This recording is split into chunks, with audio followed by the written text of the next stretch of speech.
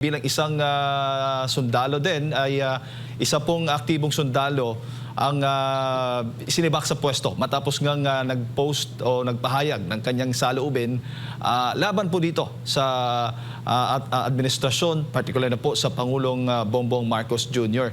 Ano po ba ang inyo pong reaksyon? May karapatan ho ba ang isang sundalo na gawin po ang bagay na yan? Ating po sundalo, ang ating mga personnel na nakauniforme ay nananatiling mga Filipino.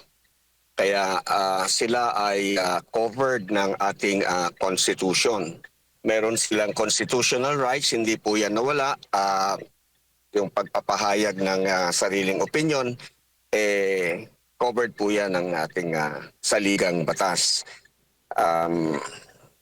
Yung po ating halimbawa, hindi po kasi kahit na po yung ganito, kahit na po sabihin natin na ang ating organisasyon yung tinatawag na sui generis, yung po ating mga personnel ay nananatiling may karapatan sa ating saligang batas. At ang yung mga karapatan na yan ay patuloy na pinagtitibay at patuloy na iginagalang ng ating pamahalaan, ng ating republika. Opo, attorney.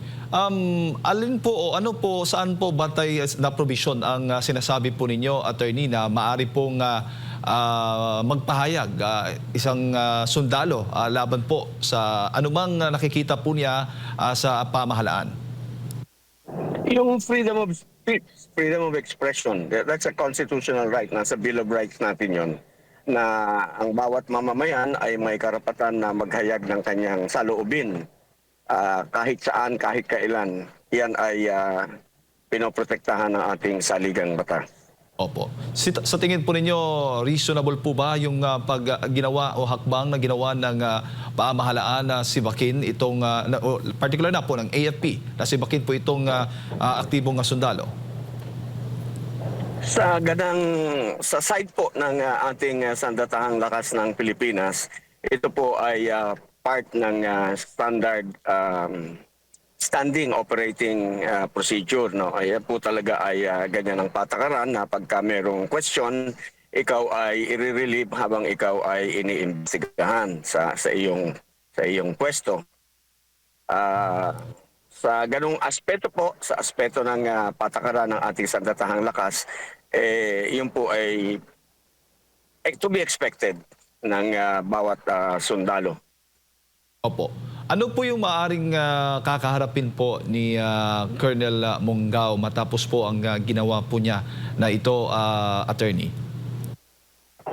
Iyan ang hindi ko masasagot dahil wala akong alam na siya ay nalabag na batas.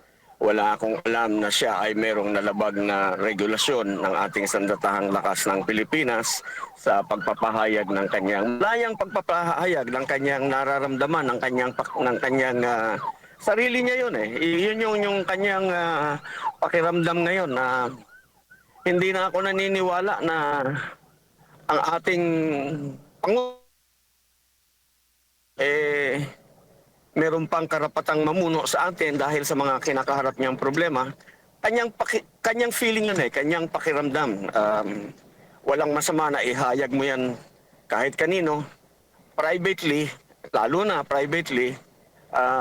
Hindi problema yon. Wala akong nakikitang at saka hindi yan hindi mo yan masasabing he is inciting anyone to sedition or to rebel against the government or the armed forces of the Philippines. Opo. Ano ang magiging... Hindi, Yes po. dagdagan ko lang, Yes hindi po. mo rin yan masasabi na yung utterance is putting the armed forces of the Philippines in a very inimical situation na papangit ang sandatahang lakas ng Pilipinas dahil sa iyong pahayag. Opo. Pero pagdating po sa ibang mga sundalo, ano po bang magiging mensahe po nito sa kanila na isang kasamahan po nila ang sinibak sa pwesto matapos magpahayag ng kanyang saloobin laban po sa gobyerno? Actually, hindi man nila kailangan antayin yung pahayag ni Colonel Monggao doon pa lamang sa trust rating ng na sabi nga ni Colonel Mungao, trust rating pa lang ni Mr. Marcos bagsak na. Yung pong negative 3 niya overall at negative 18 sa NCR yun po hindi excluding the uniform personnel. Kasama po doon yung uniform personnel, we cannot exclude them. So doon pa lamang po meron ng indication na hindi na siya popular at wala nang tiwala ang taong bayan sa kanya. We should look at the trust rating as a general, inclusive of the men in uniform. Yan. Opo. So doon pa lang po meron ng indicator na yung ating mga kasundaluhan, kapulisan, mga naka-uniform maaaring wala na ring tiwala sa kay Mr. Marcos. Opo, opo. Bago ko lang ipasa kay partner attorney, papaano po ba mapapanatili ng isang yung balanse po, mapapanatili yung balanse sa pagitan ng karapatan ng isang individual at yung pagdidisiplina o yung institutional na disiplina ng AFP?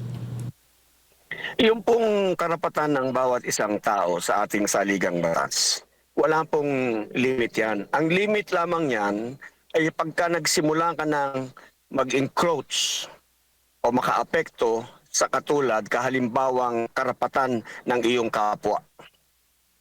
Okay?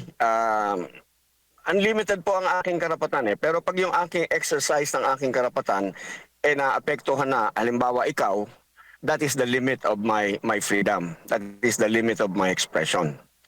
Ganon. Kung ako ay makakasira na at ang aking sinasabi ay hindi nakatotohanan at masisira na ang reputasyon ng isang tao, yon ang limit ng aking karapatan sa saligang batas and pumapasok na dun sa aspeto na baka ako'y may panagutan na sa batas.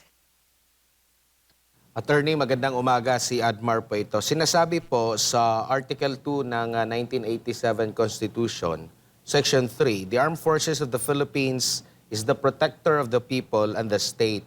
Meron po bang paglabag na ginawa ang naturang opisyal dito or nasusunod din niya itong sinasabi na ito ng Constitution? Kasi ang sinasabi niya, ano lang naman, hindi siya sumusuporta sa mga ginagawa ng Pangulo po. Ang sinasabi, malinaw din dito na ang armed forces ay hindi naman po taga-protekta lang sa Pangulo, kundi ang protector of the people and the state, attorney. Oo, wala akong nakikitang nilabag yung opisyal na ating pinag-uusapan sa kanyang deklarasyon at hindi rin ako naniniwala na dahil sa kanyang deklarasyon humiwalay na siya doon sa role ng Sandatahang Lakas ng Pilipinas sa pagtatanggol sa ating mga mamamayan at sa ating bansa. Unang-una, yung kanyang declaration, sinimulan niya yon ng kanyang pahayag, ng kanyang patuloy na katapatan sa ating republika at sa Sandatahang Lakas ng Pilipinas. Ang sinasabi lamang niya, very clear, very singular. Wala na akong tiwala, ayoko nang suportahan, hindi ko na kayang suportahan si Mr. Ferdinand Bongbong Marcos Jr. Yun lang po, isang tao lamang yung tinutukoy niya. So he remains loyal to the institution except to one person.